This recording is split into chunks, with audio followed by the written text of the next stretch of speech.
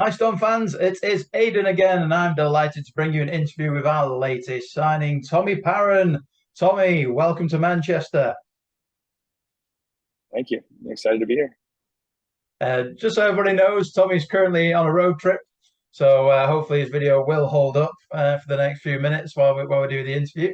But that'll be why he might go in and out a little bit. But Tommy, just to sort of mention a little bit about you. So you're a defenseman, and you're joining us from Shaker Heights, Ohio.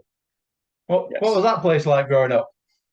Quiet little suburb of Cleveland, with a decent little in-house recreational league.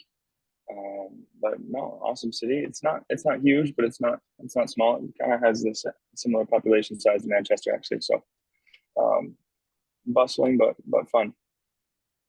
So how did you first get into hockey? My older siblings played actually. My brother was at a school picnic, and they were at the ice rink, and he saw the Zamboni, and he fell in love with the machine that the Zamboni is, and then the local high school hockey team was on the ice after that, and he decided he wanted to play, and then so he played, and then my sister played, and since I was the youngest, I ended up just following right in line. And were you always a defenseman, or did you try other positions first? Well, since my siblings were older, they stuck me in goal, and so I tried goalie a bit. Wasn't very good. Um, I tried playing forward a little bit, but I was good enough at backward skating, so that my coaches always made me play defense. That's why I've been a defenseman for so long. And how would you describe your style of play as a defenseman? I think I would describe my style as competitive, physical. I'm a good skater, but I think I go with competitive and physical in terms of the defense part. Yeah, So after junior, you played NCAA for the University of Ohio. How was that? How was college? I did. It was great. Ohio State's a beautiful place. We had an amazing rink and a good team, and we won a lot of hockey games. We lost in the Final Four my junior year, and then we lost in the round of eight my senior year. But excellent program, and with a lot of very good competition, and against a lot of guys in the EIHL actually. So it was good though, and it was close to home, which was really nice. So it's only about 2 hours and 10 minutes from my home in Cleveland to down to Ohio State, which is in Columbus. So what other elite league guys did you come across in your college days? Let's see, Eamon McAdam, the netminder in Guilford. Yeah. He played for Penn State. See Scott Conway up in Belfast did as well. Um, the See, I played this past season with a couple of the guys in Cardiff. Defenseman Sam Jardine played at my university at Ohio State. So there's just a bunch of guys all over the place. That's it's a pretty small world. Small world, yeah. So what Yeah, did it you is. study at university? I was an English and a history major, so a lot of reading and a lot of writing. Gives you time to rest when you're not playing hockey, I suppose. Yeah, or give yourself even more difficulty staying awake. Yeah. Yeah, And both what would you cases. say was the highlight of your time at university? Um, probably making it all the way to the Final Four my junior year. That was an amazing experience. We got to play at the XL Center in Minnesota, where the Minnesota Wild play, and it was something I probably won't forget. That I was see that that was you. awesome. And then we also won the Big Ten, our league championship my senior year, and that was the first time in program history we'd ever won the league title since the Big Ten was started. So those are probably my two favorite moments. That's cool. Yeah. Yeah. So I see that you started in the ECHL with. I'm trying to pronounce this one. I've not seen this one before. Adirondack Thunder. Yeah, Adirondack. Adirondack. They're named after the mountain range north of New York City is the Adirondacks. So I swear I could say it before the interview started. When I first saw it written down, I suddenly couldn't do it. Um, So I see that you kind of started with them. It was part of the Mhm. same season as your last year at university. Like, did you literally just finish college and then jump straight into the ECHL? Yes, right after our last game, I signed.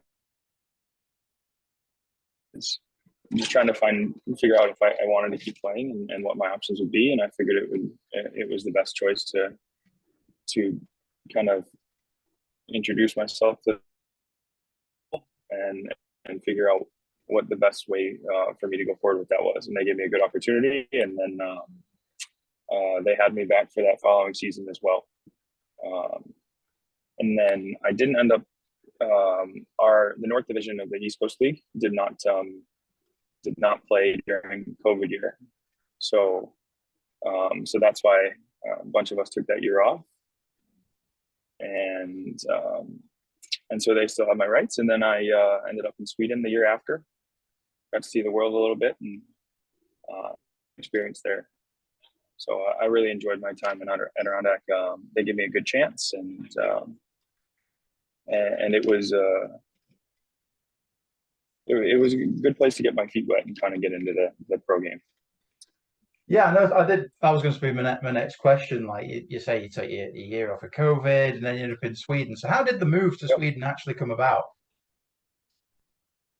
Um, I had a I had a friend that was doing some agent work, and they called him and needed a defenseman, and it just kind of worked out. And it was either going back to the place I was in the East Coast League, or going and traveling a bit. And after sitting at home for all of COVID, I was ready to see the world and kind of play some more hockey. So it was an interesting move. The cultures are obviously very different. I really enjoyed being able to use a public transit and walk everywhere. It was a really cool experience. And is it right that you were captain at some point there as well? I was. We had one of the older guys retired, and he gave it to me. So um, that was very cool, and it was really neat, kind of having a bunch of guys with different nationalities and different languages in the locker room and trying to manage all that. It was a pretty interesting experience. Is that quite a normal thing for a first year guy to end up captain of a team so quickly? Uh, I don't think so, but we had a pretty young group, and I was one of the older guys as well. So um, with the former captain retiring, yeah, I was kind of the next oldest, and it just seemed to be handed down. So but I did my best with that, and we won a lot of games, and had a pretty awesome group. So it was a great experience as well. What was the biggest thing that you learned over in Sweden?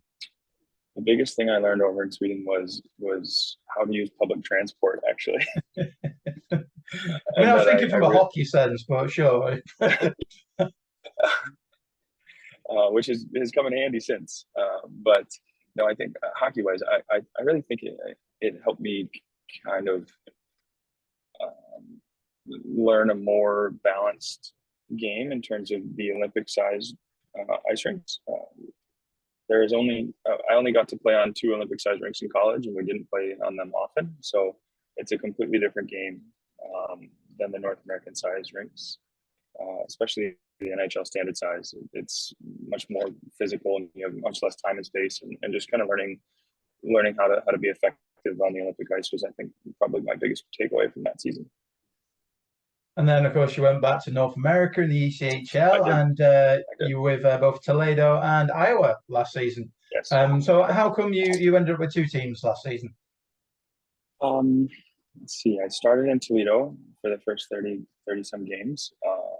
And it's close to home, and it was just a great situation. They have an amazing fan base. And then I got traded to Iowa in February. My old college coach was the assistant in Iowa, and they needed some help on defense. And so he traded for me, and I got to play a lot of defense the second half of the year.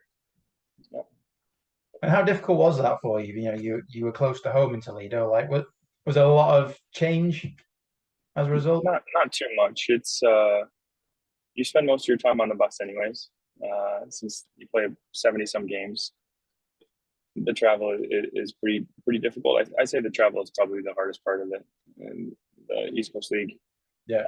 But I ended up in Iowa with the Heartlanders, and just a great group of guys. They welcomed me in, and even though it was probably 2/3 of the way through the season, and it was an awesome experience. That group of guys is probably one of the best groups of human beings I've been around. So we had an awesome time, and we started winning some games, and that's what they brought us in all there to do. So the travel was harder because I was further from every other team in that division, but I didn't get to see many family or friends anyways because of our travel and game schedule. So it wasn't much different. Cool. And of course, now you've made a decision to come to England. I'm guessing travel played a bit of a part in that decision. Oh, definitely the travel and the number of games, and I've been talking on and off with Coach Ginn for the past couple of seasons, and just now seemed like the right time to make the jump over, and so we had some good chats in the past couple months about it, and he made me an offer, and it was the right one, and it seems to be the right place for me to come on over, and I'm very excited about it.